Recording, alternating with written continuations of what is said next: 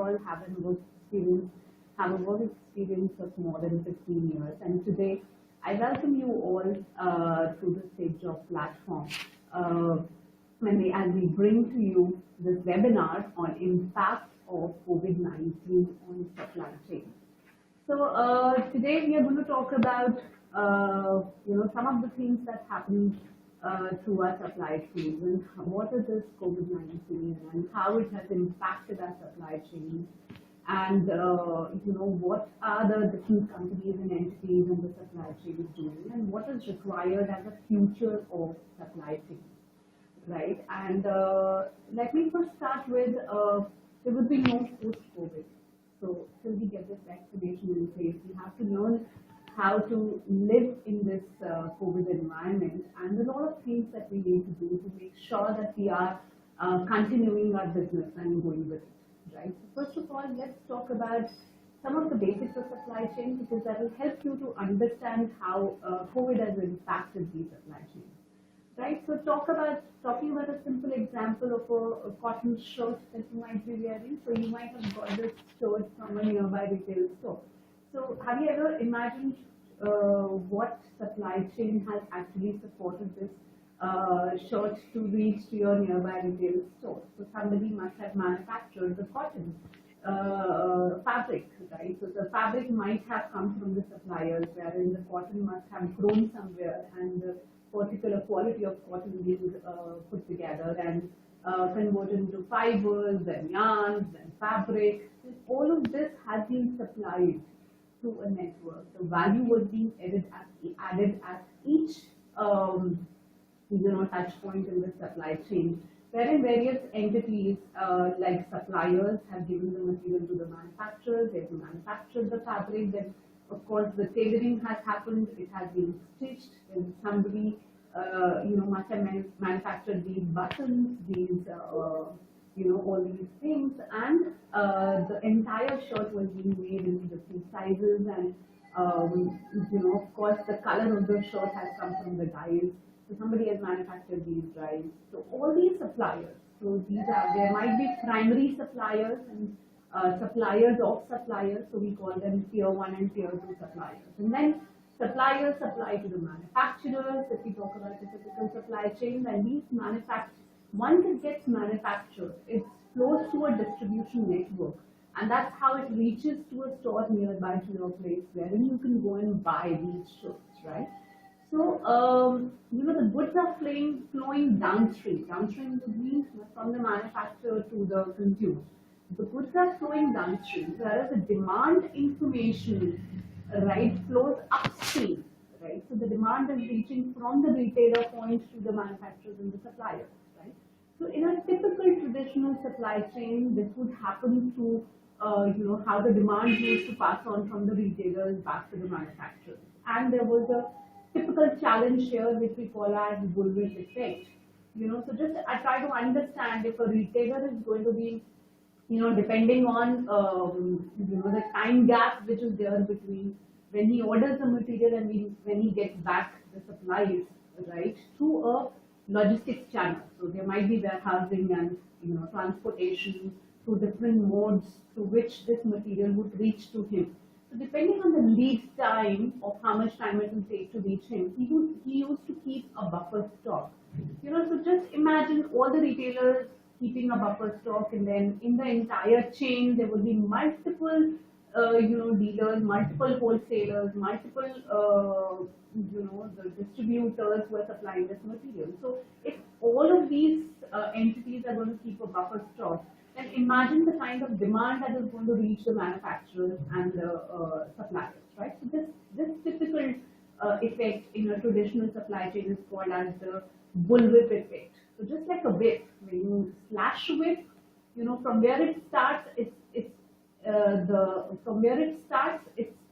there. But when it reaches, just imagine when we slash a whip, the bigger curve is at the other end, right? So here the demand is starting from the retailer end, where this is actual demand, but when it reaches the final manufacturer or the supplier, the curve increases So this is actually called as a bullwhip effect, which is not a desirable thing in any of the supply chains, right? So this is there, and so bullwhip effect definitely is a non-desirable thing that we want in a supply chain, because ultimately the production schedules have to happen through an estimation of the actual demand, right?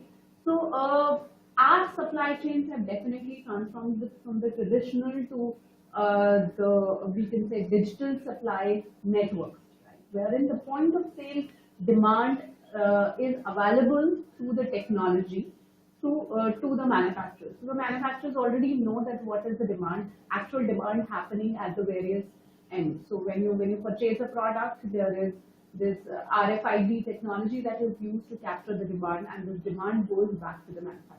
So this is very much there, and this helps the supply chains to get more lean. And when we talk about this practice of just in time is nothing but the availability of the right kind of inventory, right quantity of inventory at the place where it is required, and in what quantities it is required and at what time it is required. So it should be available there, right? So just in time is very much desirable, because excess inventory in your supply chain actually adds up to the cost of the product, because this is cost of inventory, this is cost of warehousing, this is cost of inventory handling, and plus cost of production is already there. But there is also cost of obsolescence that is happening. It is all cost gets added up, and ultimately the customer has to pay the price for it, right? And if your products are going to be very costly in a supply chain, then definitely you're not in a better position, competitive position to compete with other players' products. Right? And the customer has a choice to buy their products and which are cheaper and offering them better features, right? So all of this is there, right? And talking about the global supply chain, globalization, as you know, as the countries have had lifted their trade barriers, so it has become pretty much easier for any supply chain entity, for any supply chain to have procurement from a different country, manufacturing from a different country, and it can be supplied throughout the entire world. So entire world is a market here, right? So this is what the basics of supply chain that we all must know. Now, talking about this COVID situation, I would actually categorize this COVID situation, and of course the entire world is categorizing it as a black swan event. What is this black swan event? Black swan event is an event which definitely is an unpredictable one. So nobody has ever imagined in their wildest dreams that this event can take place. Forget about being prepared for it, right? And of course, it has a widespread impact. And of course, there are these I would say the consequences or the repercussions are huge, right? And definitely it has impacted all of us. And if we talk about the global supply chain we were talking about, then definitely this is one event that has actually shaken the entire world. Because if we talk about China, then just think about China in 2003 when SARS has happened, right? It actually contributed to 4% of the world's GDP, but that time the impact was not that much. But talking about this COVID situation 2019, China was contributing to nearly about 17 to 20% of the global GDP. Right? So just imagine the world supply chain had got impacted, because China was de facto manufacturer of the whole world, wherein China was actually furnishing the raw materials and the products, because of the low cost of labor and the low cost of procurement.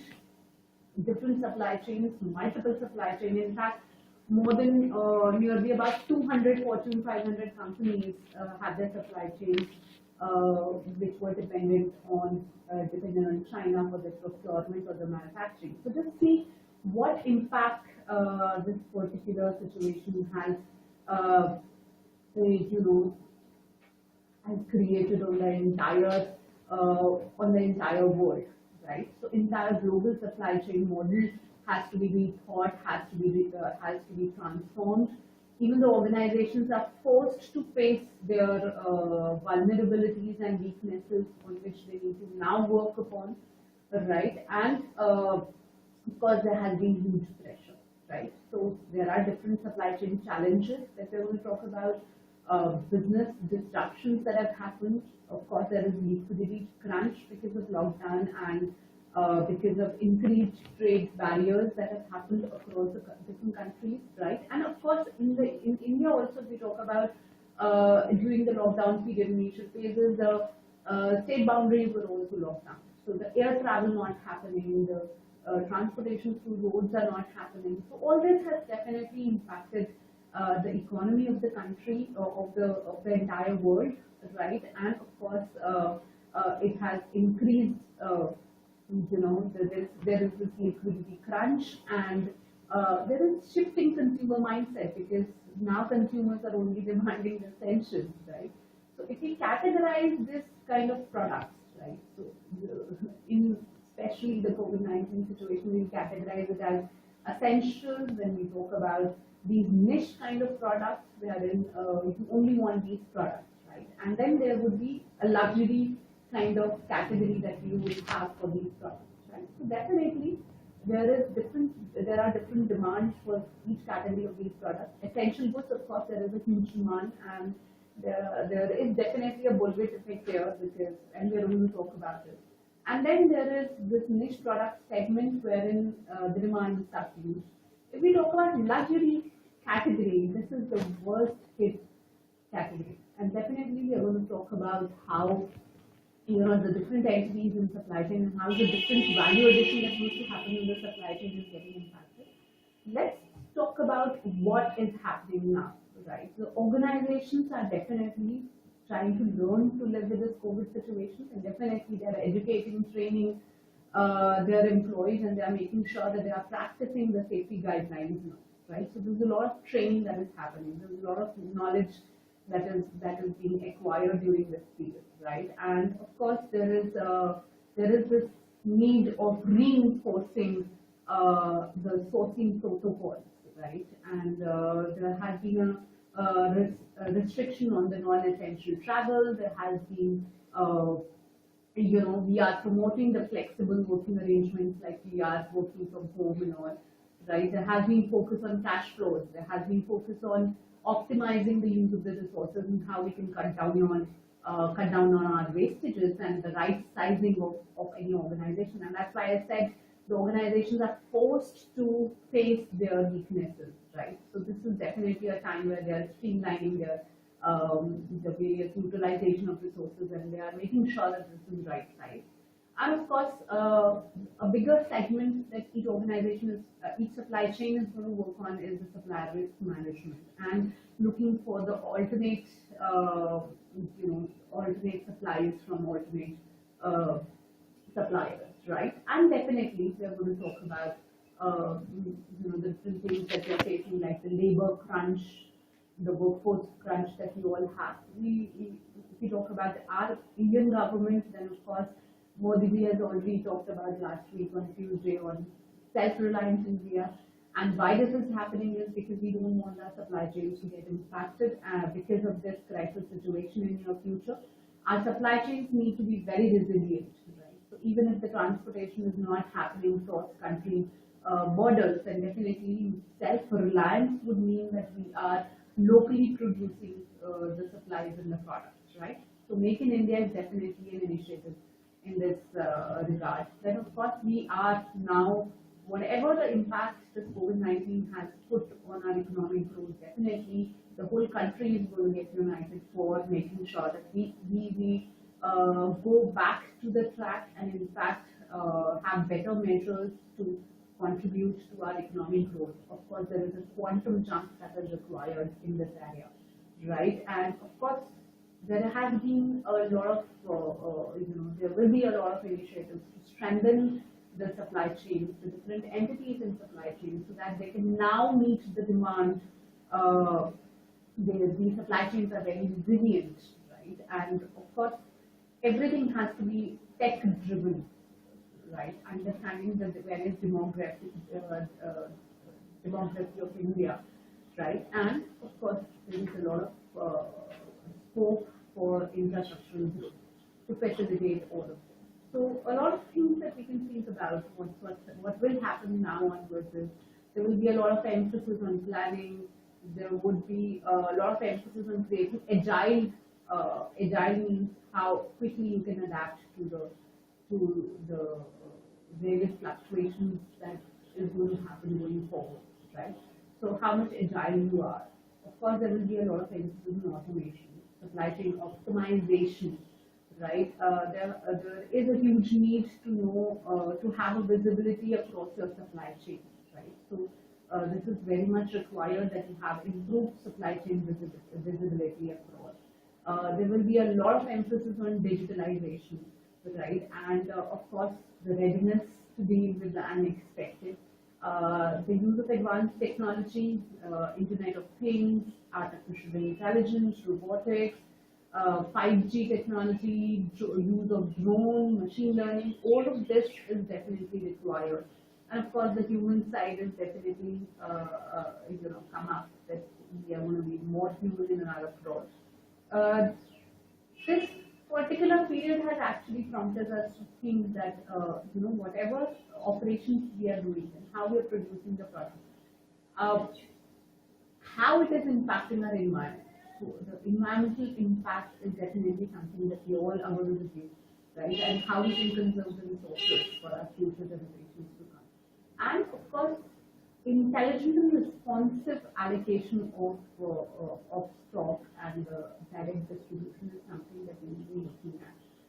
Now, before even going to the future of the supply chain, then I actually gave you a glimpse of what it means, right? But definitely we need to understand how different values that were being added in a supply chain to different entities are getting impacted. So let's talk about procurement, right? So procurement is the first thing that we do to manufacture, right? So of course there has been a lot of fallouts and shortages because of this crisis situation, and there is definitely a need for distributing the risk, right? So this is at the procurement end. If we talk about the manufacturing end, then definitely there has been a lot of dependency on logistics, because if you're going to manufacture the product and if there is no effective logistics framework there with you, right, available to you, then you are not going to be continuing that production according to your production schedule, right? So this is definitely important that that you have a strong logistics network, like Safejob has been working throughout the lockdown period and has kept its operations live, and definitely it is actually supporting all the companies of India, as what Modi said, in his speech, that we need a strong logistics network to make sure that they are supporting the 5 pillars that we talked about. So we are very much aligned with these 5 pillars, and we are very much in support of the organizations, and we are ready with our entire 30,338 pin codes network, wide network, and we are there to support all the companies and all the entities here, right? So definitely, the supply chains that have a lot of dependency on exports and imports definitely would get impacted. They are in a difficult proposition. It is a difficult proposition for them. There are global shortages that are happening, right? At the consumer end, so we talked about these essential goods. The moment the lockdown was being announced, there was a lot of hoarding, and it's still happening. A lot of hoarding of these essential goods, a lot of stocking of these commodities, right? And what has it caused? It has caused panic during the time of crisis. There has been unusual stress on the supply chains, and of course, there is a lot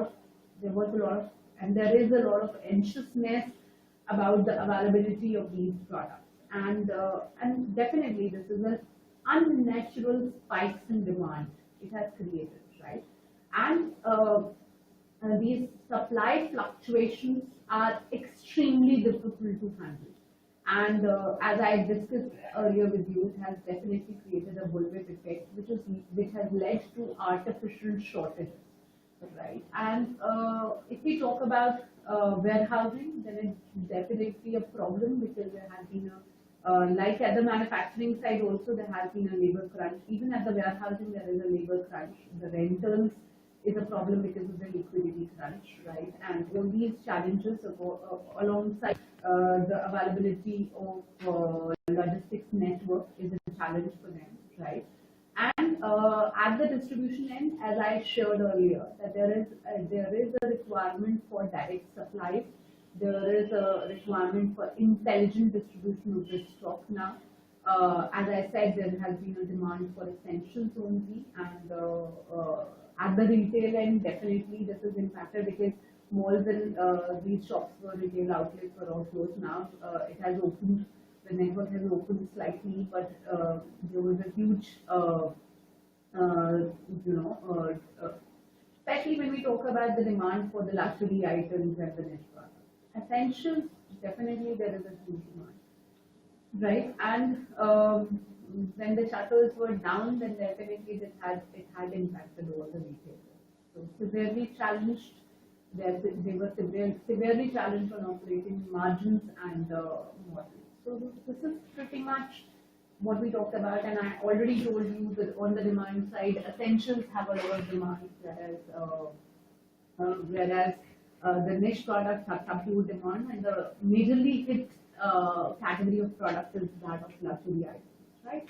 Now, here I would like to talk about this incredible quality that humans have, right? No matter what kind of crisis we face, we have this incredible, unique ability to learn from this crisis and come out of these crises through our learning, understanding, and we come out of it with the improved zeal, improved abilities, improved skills, and we become better individuals, and we become better supply chains, we become better organizations, right? And this is what I'm towards a very positive side. I would like to say that we know how to bounce back with a stronger, more resilient, and enhanced capability of handling disruptions, and this is what I'm expecting. So. Of course, these are all cumulative experiences that will help us, that have helped us to become better in our approach towards the future. Right? And as I said, the supply chains have to be more resilient. So how can a supply chain be more resilient? It can happen through automation across the supply chain. We are talking about the intelligent networks that can talk to each other and that can take intelligent decisions on themselves. They can manage the supply chains in a more better way and through enhanced user experiences and intelligent optimized processes to deliver the business outcomes. So this is what is required. Intelligent procurement, advanced machine learning algorithms based on past purchases and commodity pricing, industrial trends, etc. Can be used. Supply chain, there has to be some intelligent way of gathering the data and the information, right? So there has to be a supply chain, maybe a control tower which has a visibility across the supply chain and that can furnish the real-time information to all the supply chain partners. So all supply chain partners can easily access this information to take intelligent decisions, right? And this is definitely required that at each end we are capturing, because the information can only be available if you are capturing the information intelligently and accurately. So the accurate capturing of the data is very much essential. So in supply chain data management with automation and analytics is something that is required. Then of course, at the procurement end, there is a lot more need to go into supplier risk management, right? Especially for the global companies, as I've already shared, to avoid these sudden disruptions in future. They definitely want to come up with a great plan for supplier risk management, right? And making sure that they have availability of the right information and they can keep abreast within supply chain disruptions and secure their capacity to meet out these fluctuations, right? There is a great need for supply chain simulation also, wherein they will identify the cost-efficient network to achieve the necessary service level across our value chain. So this is something that is required in this new world, I would say the new normal, right? This it has to be facilitated through digital transformation. There has to be increased use of, or I would say we should leverage this digital technologies available to us to ease and build resilient supply chains, right? And businesses, will improve on their weaknesses and challenges, right? And will reduce their dependency on physical labor through automation, right? And this will happen across transportation, logistics, warehousing, whether it means to use Internet of Things, blockchain, control towers, artificial intelligence, machine learning, enable demand forecasting, rule-based and self-adjusting stock allocations, right? Use of autonomous devices like AGVs, automated guided vehicles, right? And the use of drones, right? This all will happen, right? Because ultimately we want to create supply chains which are resilient, right, to all these disruptive, crisis situations.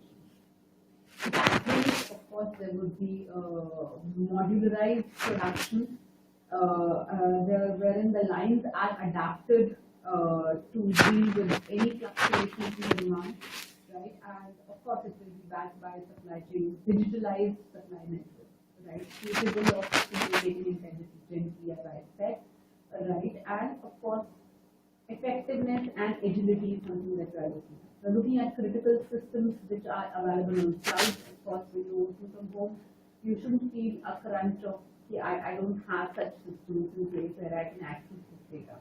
Of course, we are thinking about business continuity. We're talking about safer practices. We're talking about supply risk management, more of planning, more of environmental operating procedures, and all of this is very much desirable, right? And definitely, this crisis situation, specifically talking about the impact of supply chains related to the pharmaceuticals and the food industry, definitely we need to make sure that we are fully competent enough to make sure that our supply side and our manufacturing side, especially for the pharma and the food, doesn't get impacted by this, specifically by such crisis situations.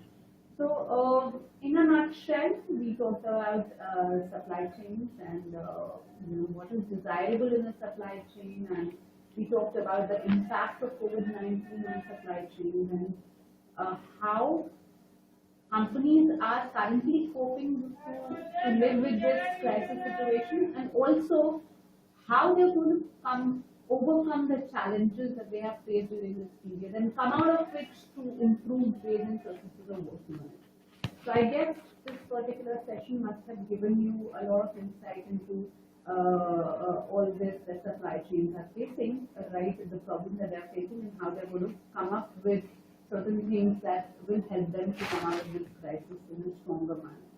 So with this note, I would like to wish you all good health and be safe, remain healthy. And if I look at the questions, then there are no questions. I guess if you have any query, you can definitely put in here, and we would love to answer those queries. But I would suggest that if you want to have more information on the things that I've spoken about, just keep yourself abreast with whatever is happening globally and in India. That would help you to become to be more aware about what's happening. The lockdown has opened, and I am keeping fingers crossed, and I'm very positive that the things are going to come back, to normal, and in fact, in a very improved way, which will definitely will contribute to our economic growth. So with that thought, I would like to sign off. Thank you for your patience, and Okay, before that, I've got a question here. Do you think the industry is prepared to handle the demand bubble burst with less people on the floor?